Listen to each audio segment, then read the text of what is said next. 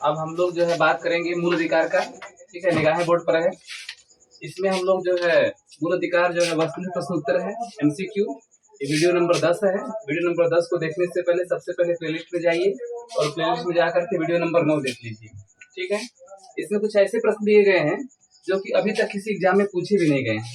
ठीक है, इसका ध्यान दीजिएगा। अभी बहुत से ऐसे प्रश्न मिलेंगे जो कि आने वाले परीक्षाओं में पूछे जा सकते हैं, क्योंकि संविधान के सभी क्वेश्चन अभी तक पूछे नहीं गए हैं। ठीक है, और यह संविधान का वेयर एक्ट है, जिसमें संविधान के 395 अनुच्छेद का यहाँ विवरण दिया गया है। ठीक है, तो अब हम लोग जो है बात करते हैं क्वेश्चन नंबर 42 का। क्वेश्चन नंबर 42 कह रहा है कि जो विधियां मूल अधिकार के असंगत होंगी वह शून्य होंगी। ठीक है, अनुच्छेद ऑप्शन ए दिया है अनुच्छेद 14, ऑप्शन बी दिया है अनुच्छेद 15, ऑप्शन सी दिया है अनुच्छेद 16 और ऑप्शन डी दिया है अनुच्छेद 13। ठीक है, तो इसमें क्वेश्चन हमारा क्या है, तो क्वेश्चन कह रहा है कि जो विधियां मूल अधिकार के असंगत होंगी। ठीक है, मूल अधिकार की क्या होंगी, असंगत होंगी, यानी मूल अधिकार का उल्लंघन करेंगी। ठीक है, वह विधि क्या हो जाएगी, शून्य होगी।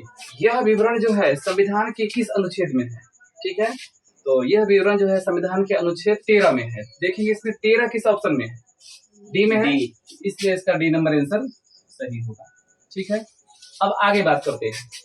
अगला क्वेश्चन है 43 नंबर क्वेश्चन कि भारतीय संविधान के अनुच्छेद 13 का मुख्य उद्देश्य निम्नलिखित में से किसके संदर्भ में सर्वोच्चता सुनिश्चित करता है। ऑप्शन पहला दिया है राज्य के नीति निर्देशक तत्व, दूसरा दिया है मौलिक अधिकार, तीसरा दिया है मौलिक कर्तव्य और चौथा दिया है उपयुक्त सभी। ठीक है, तो क्वेश्चन दिया है कि भारतीय संविधान के अनुच्छेद 13 का मुख्य उद्देश्य किसके लिए है। ठीक है, किसके लिए सर्वोच्चता सुनिश्चित करता है, तो इसका जो सही उत्तर होगा ये होता है मूल अधिकार के लिए, मौलिक अधिकार के लिए। तो कौन सही होगा, ऑप्शन नंबर बी, क्योंकि अनुच्छेद 13 की बात जो है, क्योंकि मौलिक अधिकार के लिए 13 में होगा, क्योंकि मौलिक अधिकार जो है अगर ध्यान देंगे तो मूल अधिकार संविधान के भाग 3 में है। ठीक है, और अनुच्छेद कितना है, 12 से 35 के बीच में है। तो ये 13 की बात करता है, तो 13 भी किसमें आएगा, मूल अधिकार में आएगा, क्योंकि मूल अधिकार जो है, मूल अधिकार भाग 3 अनुच्छेद 12 से 35 के बीच में होता है। ठीक है, उसको मूल अधिकार बोले चाहे मौलिक अधिकार बोले। ऑप्शन नंबर 20 सही होगा। अब जो है 44वां नंबर क्वेश्चन देखते हैं। ठीक है, और 44वां नंबर क्वेश्चन जो है अभी तक किसी भी, चाहे यूपीएससी हो चाहे कोई एग्जाम हो, अभी किसी एग्जाम में इस क्वेश्चन को पूछा नहीं गया अभी तक। ठीक है, ध्यान दीजिए इसका। ये कह रहा है 44वां नंबर क्वेश्चन, इस संविधान के प्रारंभ से ठीक पहले भारत के राज्य क्षेत्र में प्रवृत्त सभी विधियां उस मात्रा तक शून्य होंगी जिस पर वे इस विधि के उपबंधों से असंगत हैं। ठीक है, ऑप्शन ए दिया है अनुच्छेद 13, बी में अनुच्छेद 14 है। ठीक है, इसके बाद जो है सी में अनुच्छेद 13 का दूसरा है और डी में अनुच्छेद 13 का पहला है। ठीक है, 4 ऑप्शन दिया गया है। अब इस स्थिति में देखना कौन सा होगा, तो फिर से क्वेश्चन को देख लेते हैं। कह रहा है इस संविधान के प्रारंभ से ठीक पहले, जब संविधान प्रारंभ हुआ था तो संविधान जो है लागू पूर्ण रूप से कब हुआ, 26 जनवरी 1950। इसका मतलब 26 जनवरी 1950 से पहले भारत के राज्य क्षेत्र में प्रयुक्त सभी विधियां उस मात्रा तक शून्य होंगी। ठीक है, उस मात्रा तक क्या होंगी, वो शून्य होंगी। 26 जनवरी 1950 से पहले जो विधियां थी वो क्या मानी जाएगी, शून्य मानी जाएगी। ठीक है, जिस पर वे इस भाग के उपबंधों से असंगत है, नियम के क्या है, विरुद्ध है, वह विधियां जो 26 जनवरी 1950 से पहले की जो विधियां हैं वो 26 जनवरी 1950 के बाद उन विधियों को क्या मान लिया जाएगा, शून्य मान लिया जाएगा।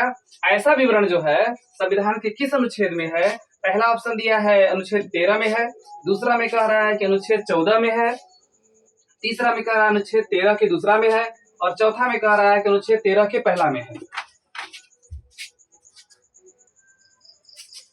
अब हम लोग जो है देख रहे थे इस क्वेश्चन को। ठीक है, तो इसमें जो सही उत्तर होगा ये हो जाएगा अनुच्छेद 13 का पहला। ठीक है, तो सही होगा आंसर इसका 13 का पहला सही हो जाएगा। ठीक है, अब जो है इसका व्याख्या देखते हैं। इसका मतलब कि अनुच्छेद 13 का पहला की बात करेंगे तो 13 के पहले में क्या वर्णन किया गया इसको ध्यान से देखेंगे। संविधान से पूर्व विधियां, तो संविधान से पूर्व का मतलब संविधान लागू कब हुआ था, 26 जनवरी 1950 से पहले। अगर 26 जनवरी 1950 से पहले जो है कोई विधि अगर बनी हो, वे उस सीमा तक शून्य होंगी, क्या हो जाएंगी, उस सीमा तक जो है शून्य होंगी जिस सीमा तक वे मूल अधिकार के असंगत होंगी। यानी मूल अधिकार क्या करेंगे, जिस सीमा तक, उस सीमा तक शून्य इसको मान लिया जाएगा, ठीक है। जिस सीमा तक वह मूल अधिकार का क्या करेगी, असंगत होगी, मतलब उसका क्या करेगी, उल्लंघन करेगी, ठीक है। इसको और अच्छे से समझ लेते हैं। समझने के लिए मैंने यहाँ लिखा है, कहने का तात्पर्य है कि जो विधि मूल अधिकार का उल्लंघन करती है तो वह क्या हो जाएगी, शून्य हो जाएगी। कब, 26 जनवरी 1950 से पहले जो भी विधि बनी हुई है, अगर वह, क्योंकि संविधान तो 26 जनवरी 1950 से लागू हुआ, ठीक है।